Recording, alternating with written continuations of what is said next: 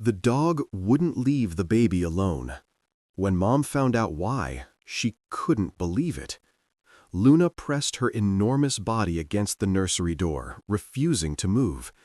When Sarah reached for her newborn daughter, the German Shepherd let out a low, warning growl that made her blood run cold.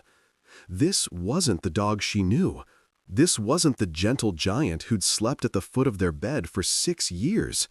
Something had changed, and Sarah didn't know whether to be terrified or heartbroken. What she was about to discover would save her daughter's life. Before we go any further, please hit that subscribe button and give this video a thumbs up. Stories like this one remind us why we should always trust our instincts and sometimes trust our pets even more than we trust ourselves. Sarah Mitchell was drowning in exhaustion. Baby Emma had been colicky since they'd brought her home from the hospital 5 weeks ago. The screaming started around sunset and didn't stop until dawn. Sarah's husband, Michael, drove long-haul trucks, which meant he was gone 4 days out of every week. When he was home, he tried to help, but his shifts left him just as depleted as she was. Sarah had started losing track of time. She'd find herself standing in the kitchen with no memory of why she'd gone there. Twice, she'd driven to the grocery store and forgotten what she needed. Once, she'd left the tap running in the bathroom for over an hour. Luna had been Michael's surprise gift when they'd first gotten married. A gangly German Shepherd puppy with oversized paws and ears too big for her head. She'd grown into a magnificent animal, loyal and protective but never aggressive. When Sarah was pregnant, Luna seemed to sense it before anyone else. She'd rest her head on Sarah's growing belly, her tail wagging softly. The day they brought Emma home, Luna had been waiting by the door. She'd sniffed the baby once, then settled beside the bassinet with a contented sigh. Sarah had felt such relief, the perfect dog for their growing family. But 3 weeks ago, everything shifted. Luna stopped leaving the nursery. At first, Sarah thought it was sweet. The dog was bonding with the baby, protecting her new pack member. But then Luna's behavior became something else entirely. She wouldn't let Sarah near the crib without positioning herself between them. When Sarah tried to lift Emma for feedings, Luna would push her massive head under Sarah's arms, blocking her. One afternoon, Luna had actually grabbed Emma's blanket in her teeth and tried to drag the entire bassinet toward the door. "Michael, I mean it," Sarah said during one of his brief home visits, her voice shaking with frustration and fear. "She's acting possessive. It's not right." Michael looked at her through exhausted eyes. He'd just driven 14 hours straight and wanted nothing more than to collapse into bed. "Sarah, Luna has never shown aggression toward anyone. She's probably just being maternal." "This isn't maternal," Sarah insisted, her throat tight. "This is obsessive. She won't leave Emma alone for a second. She growls at me, Michael, at me." "Dogs get protective of babies," Michael said, though his voice held uncertainty. "Maybe we just need to give her time to adjust." "And what if we don't have time?" Sarah whispered. "What if something happens?" The question hung in the air between them, heavy with implications neither wanted to voice. Over the next several days, Luna's behavior intensified. She began sleeping directly in front of the nursery door, forcing Sarah to step over her bulk every time she needed to check on Emma. During feedings, Luna would pace behind Sarah's rocking chair, whining continuously, her eyes locked on the baby. The dog barely ate, she barely slept. Her entire existence had narrowed to a single purpose that Sarah couldn't understand. One night pushed Sarah past her limit. Emma had been screaming for 4 hours without pause. Sarah had tried everything: feeding, changing, walking, singing, white noise, darkness, light. Nothing helped. Her hands trembled, her vision swam. She thought she might actually collapse right there on the nursery floor. When Emma finally, miraculously fell asleep, Sarah lowered her into the crib with the careful precision of someone diffusing a bomb. The instant Emma touched the mattress, Luna sprang to her feet and pressed herself against the crib rails. "Luna, move," Sarah hissed, desperate not to wake the baby. "Get out of the way." Luna didn't move.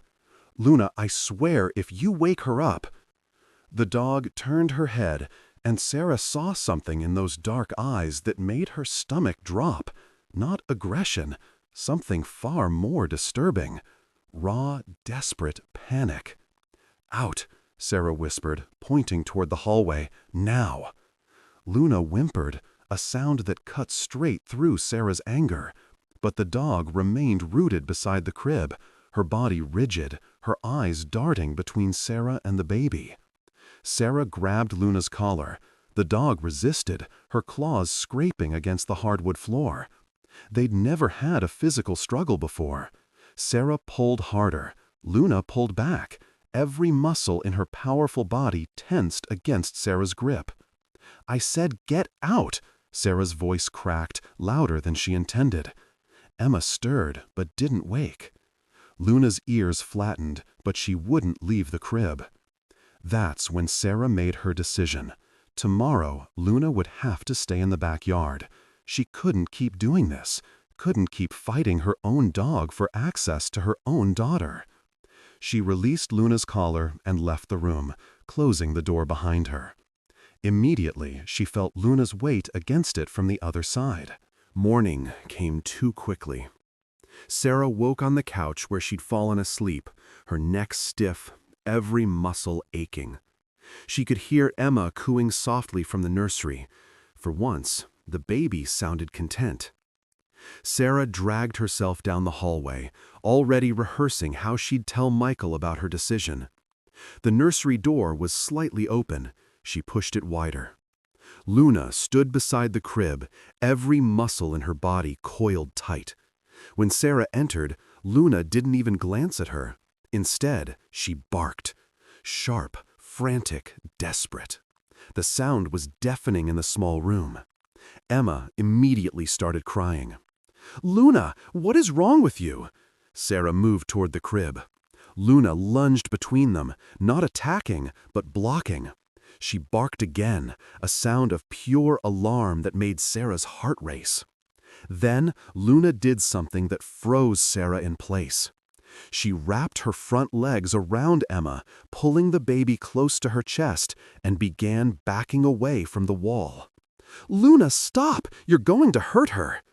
But Luna wasn't hurting Emma. She was shielding her. Her body curved protectively around the infant.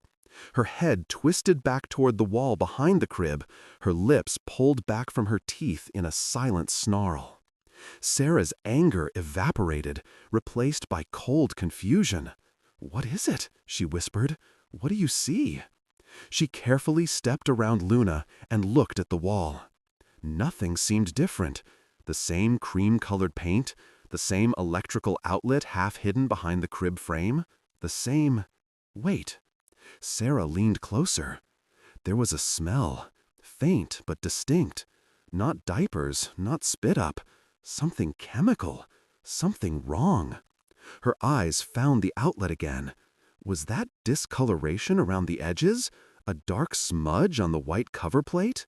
And there, so subtle she almost missed it, a thin tendril of smoke rising from behind the outlet.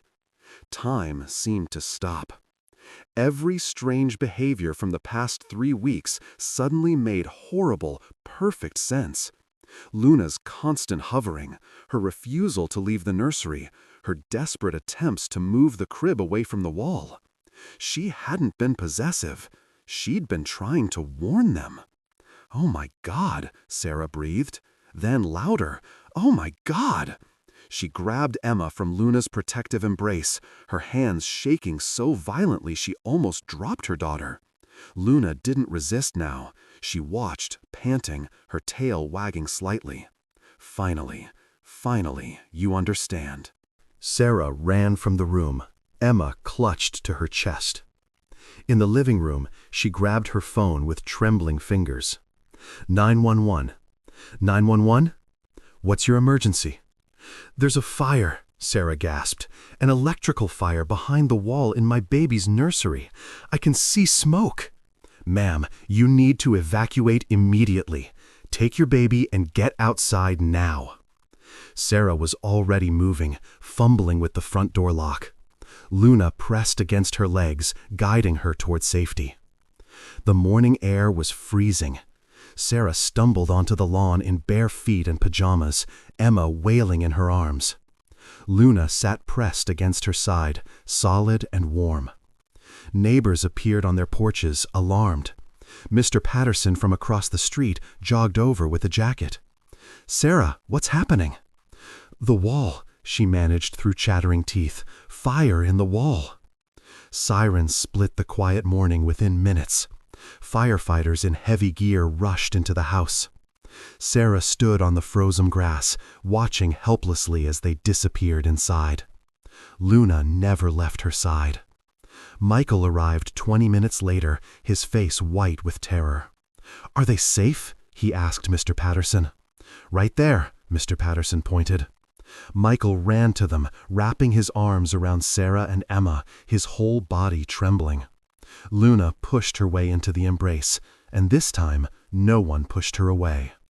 A fire captain approached them an hour later, his expression grave. "You got extremely lucky," he said. "The wiring behind that outlet had been failing for weeks, maybe longer. It finally got hot enough to ignite the insulation. Another hour, maybe less, and you would have had a full structure fire. The baby's crib was right against the ignition point." Sarah's legs gave out. Michael caught her, holding her upright. "We didn't smell anything," Michael said, his voice hollow. "You wouldn't have," the captain replied. "The fire was contained inside the wall cavity. By the time smoke got through to the room, it would have been too late." "The dog," Sarah heard herself say. "Our dog knew." The captain looked down at Luna, who sat alert at Sarah's feet. "Dogs can detect temperature changes and odors long before we can. Her behavior probably saved your daughter's life." Saved your daughter's life. The words echoed in Sarah's mind as they drove to Michael's sister's house to stay while their home was inspected. She kept looking in the rearview mirror at Luna, who sat beside Emma's car seat, watchful as always. That night, after Emma was finally asleep in a borrowed crib, Sarah found Luna lying in the hallway outside the temporary nursery. She sank to the floor beside the dog, wrapping her arms around Luna's thick neck. The dog smelled like home and loyalty, and everything Sarah had almost destroyed. "I'm sorry," Sarah whispered into Luna's fur. "I'm so sorry. I thought you were the problem. I was going to put you outside. I almost—" Luna turned her head and licked Sarah's face once, gentle and forgiving. In those dark eyes, Sarah saw no judgment, only the steady, ancient patience of a creature who knew her purpose, even when no one else believed her. Michael found them there an hour later, Sarah crying quietly against Luna's side, the dog's paw resting protectively across her lap. "She sleeps next to Emma from now on," Michael said softly. It wasn't a question. "Always," Sarah agreed. "Always."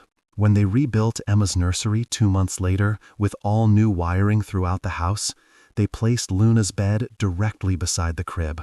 Not as a compromise, but as an honor. Some guardians wear badges and carry weapons. Others wear fur and ask for nothing but trust. Sometimes the line between tragedy and miracle is guarded not by what we expect, but by what we almost turn away. What we fear often protects us from what we cannot see. Sarah learned that protection doesn't always look the way we imagine. Sometimes it looks like resistance. Sometimes it looks like stubbornness. Sometimes it looks exactly like love, refusing to give up, even when misunderstood.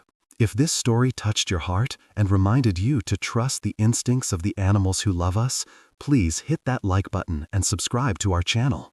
Share this video with your friends and family, because sometimes the things we misunderstand are the very things trying to save us. Drop a comment below about a time an animal protected you or someone you love. We'd love to hear your stories.